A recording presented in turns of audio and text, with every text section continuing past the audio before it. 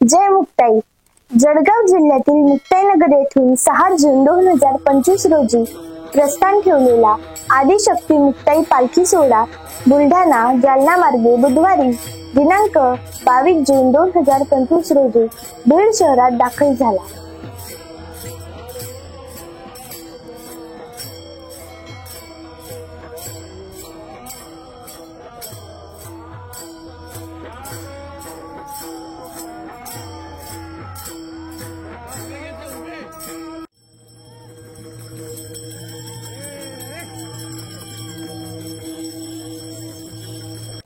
मुक्ताई पालखी आणि बीड हे एक वेगळंच नाते.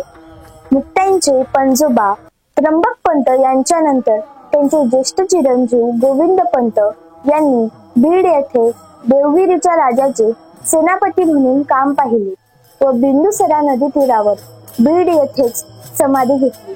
म्हणूनच मुक्ताई पालखी व बीड शहरवासियांचे आगळेवेगळे प्रेम आहे.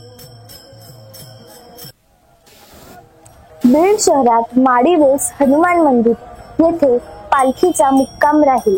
पालखी पेठ बीड येथील बालाजी मंदिरात मुक्कामी जाताना रेवड्यांची उधळण करण्यात येत असते. रेवड्यांची उधळण करण्याची परंपरा आजही टिकून आहे. शहरातील नोकरी व्यवसाय निमित्ताने बाहेर असणारा बीडकर नागरिक व लग्नानंतर सासरी गेलेली मुलगी असो पालखीच्या दर्शनाला आवर्जून येतात. स्वयंप्रेरणेने वारकरी सेवेत सहभाग घेतात.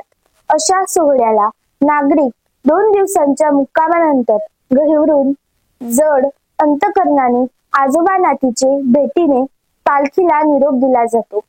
हा सोहळा पाहण्यालायक असतो.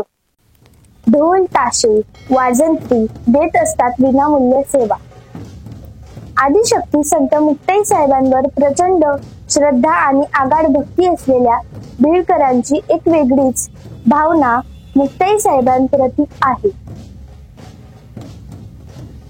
संत मुक्ताई पालखी सोहळ्यामध्ये आपल्या बँड पथक तसेच ढोल ताशे व इतर व्यावसायिकांची सेवा देण्याची परंपरा आहे.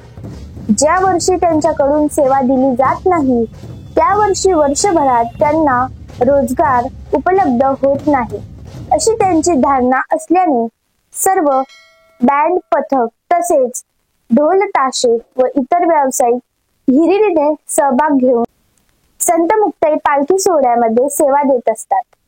धन्यवाद. रामकृष्ण हरी.